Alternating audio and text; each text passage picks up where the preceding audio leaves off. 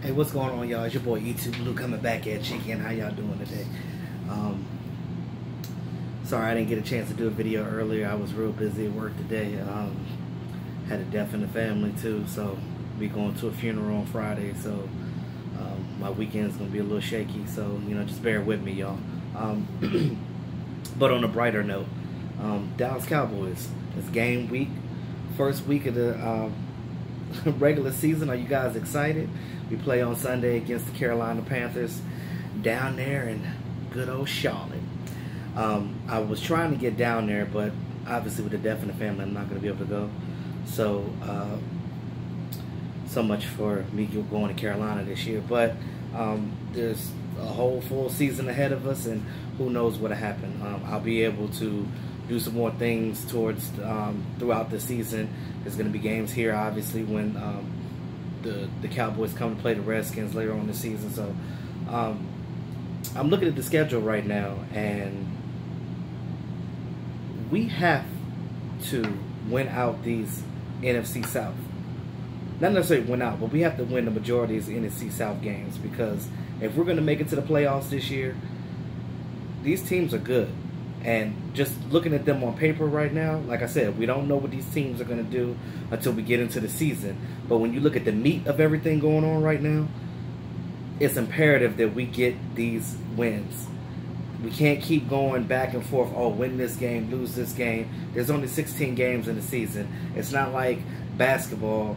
It's not like baseball where you can go on a 4-game losing streak and you can recover from that. You go on a 4-game losing streak in the NFL, you might as well go ahead and hang up your season, but in a lot of ways, it's hard to come back from that. I mean, there's not many teams that can start off 0-3, 0-4 and come back and make it to the playoffs. It's not that easy, especially with teams having injuries and things of that nature, stuff that you can't control, that's inevitable, stuff that happens. You see what I'm saying? So because of that reason, you got to make sure that you do your job. Do your job every week and do your best to win these games. So Cowboys, it just seems like when I'm looking at what they did this offseason, as far as the end of last season into this year, you go back to Dez Bryant being cut, Jason Witten retiring, Tony Romo being released, Orlando Scandrick being released. I know he wanted to, but yeah, but still. Not being able to re-sign Anthony Hitchens, letting go of Dan Bailey, I don't know, and I'll be honest with you, I don't know if that was Jason Garrett's call. That looks like something that to me, that's got Stephen Jones written all over it.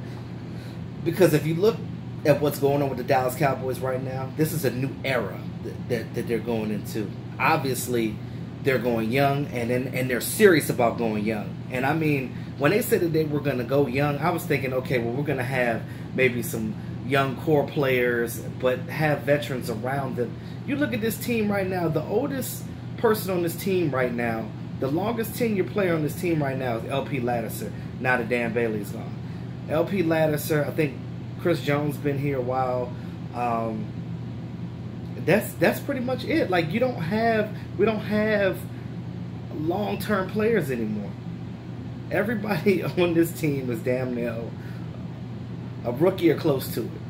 And, I know that scares a lot of people because of the simple fact that, okay, it's a young team. We don't know what they're going to do. Blase, blase. What's going to happen.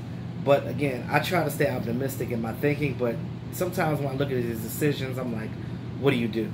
Now, I'm going to tell you right now about the whole Dan Bailey thing before I get into the meat of my conversation.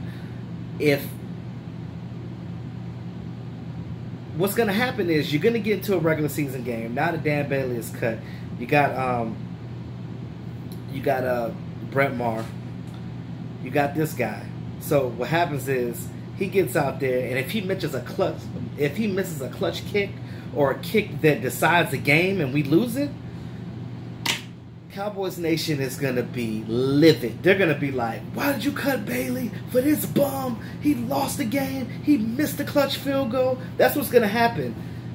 That's what's going to happen. And I know you guys already know that. That is what's going to happen. This fan base is going to be livid. Soon as Brett don't show up, soon as this Canadian Football League former player don't show up, it's gonna be fire and brimstone. I mean, uh, I'm just, I could see it coming. I could see it coming, and that's why it's funny, because you're almost damned if you do and damned if you don't. Because you look at it like this: if they would have kept Dan Bailey, and if we would have gotten to the game, and that would have happened to him, then what would the thought process be? But what if I was on this coaching staff? I'm gonna tell you. Normally, when I make decisions or when I say stuff on my channel, I say stuff based on what I know the team is gonna do, or based on what I think the team is gonna do. Right now, I'm giving you my personal opinion. What I think, what I would have done. I would have kept Dan Bailey.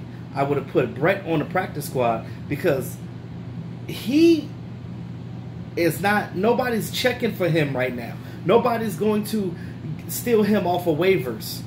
They're not going to claim him off waivers.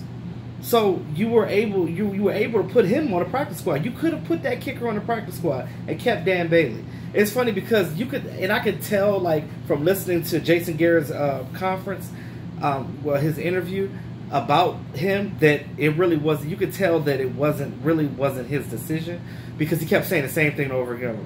Oh, there was a lot of reasons why. You didn't state any of those reasons why. Basically, you just said you gave some BS about the $3 million, which you could have had that, because the Cowboys are going to get 71 plus million in the offseason in money. That's not including Dez Bryant and Jason Witten. So, well, it's included Dez Bryant, but I don't think Witten's money is included in that yet. But again, you're getting a lot of that money back in the offseason. So you're tripping about $3 million. You're not using it right now anyway. You can't do anything with Earl Thomas until the Seattle Seahawks decide they're fed up with him and they want to wheel and deal him. But until that happens, ain't nothing going to happen on that standpoint. But, I mean, I know that you're going to have to re-sign D-Law. You're going to have to sign Dak Prescott. But you could get Dak Prescott on a contract for real that's team-friendly, but still giving him a good amount of money as a quarterback, or what he deserves as a starting quarterback. Now, I'm just waiting for that firestorm to happen when Brett messes up or he misses a kick. But anyway, moving forward, the practice squad is now, I guess you could say, is complete. They have their 10 guys. When I was talking about it before, it wasn't complete. Darius Jackson was there, but then I guess right after I shot the video, Green Bay went and poached him off of the practice squad, and now Green Bay has Darius Jackson. It's crazy because the Cowboys lost him twice. But I guess if you really wanted him, you would have kept him on the 53. But they wanted Rico too, so something had to give. Now, the list of the 10 practice squad players they have now 2 of these I didn't even know that they did. They must have did it today, real sneakily. I know that's not a word, but you know, it is what it is. Aziz Shitu, I guess that's how you say it. I'm assuming he's defensive lineman. He's an undrafted guy. He played 2 years with the Eagles. He had 5 tackles and a sack in this preseason. So I'm pretty sure the Cowboys were looking at him, obviously. They picked up 2 guys, which was Aziz, and then they got another guy named Cody Wichman. Cody Wichman had 18 starts for the Rams in 2 seasons, and he was a 2015 draft pick, 6th-round draft pick, and by the Rams, and he was on the Titans practice squad all last year, so he didn't play any regular season games last year. We also have cornerback Tristan DeCloud, which they got from the Texans because, you know, we were just there, so obviously Jerry Jones and them were looking, hey, let's see what this guy is. He's a 5th-round draft pick by the Texans last year, and he played in 10 games. Basically, safety depth. That's what he's gonna. He's gonna be a safety. He's gonna provide depth for the team. Bo Scarborough, they brought him back because Darius Jackson got poached. So I don't even, if Darius Jackson was still here, I don't even think they were even looking to bring Bo Scarborough back. But because he's gone, Bo Scarborough is back. Lance Lenore is still here. He's on the practice squad. Donovan Alumba, that's the tall guy with the dreads that they kept calling Richard Sherman. You know that's a guy that Chris Richard wanted to keep. Dres Anderson. I really like Dres Anderson. I think that he's going to be a player. He's actually a journeyman, but if something happens, I know that Lance Sonora is probably the next guy up. Jordan Chung, that other running back that we had, he's back on the team, so we have him and Bo Scarborough on the practice squad right now. Kyle Quiro. Now, they can move him back to a DB, but then they moved him to a linebacker, so I don't know what they're going to do with him. But they really like this guy, so apparently they're trying to figure out what to do with him. I just hope that they stop moving these players from their positions that they're good at. Let that be a test. You see with Byron Jones, and you see that he's going to be a much better player because he's playing in his natural position, which is where he was supposed to be in the first place. Jake Campos, offensive lineman, he's still here. They brought him back after clearing waivers. They really like this offensive lineman because he is a very cerebral guy. His football IQ is off the charts, and look to him to like future. Like say if like I hate to say this, if Travis Frederick don't ever play again because of his condition, or something happens with Tyron Smith and he's retired early because of his back conditions, look to him to be one of the guys that they'll probably keep around because, again, they like guys like that have great football IQ, and that's what you need on your team, especially with an offensive lineman, because doing those line calls, you have to be, whoever's doing those line calls, you got to know what's going on every single play, and you have to pay attention. It's a lot going on. So, with that being said, it's always a casualty, right? So, my boy, Charles Tapper, his injuries just plagued him, and the Cowboys, I guess they just, said enough is enough. And, I was really pulling for him because he just lost his mom last year. He's a local guy here. He's from Baltimore.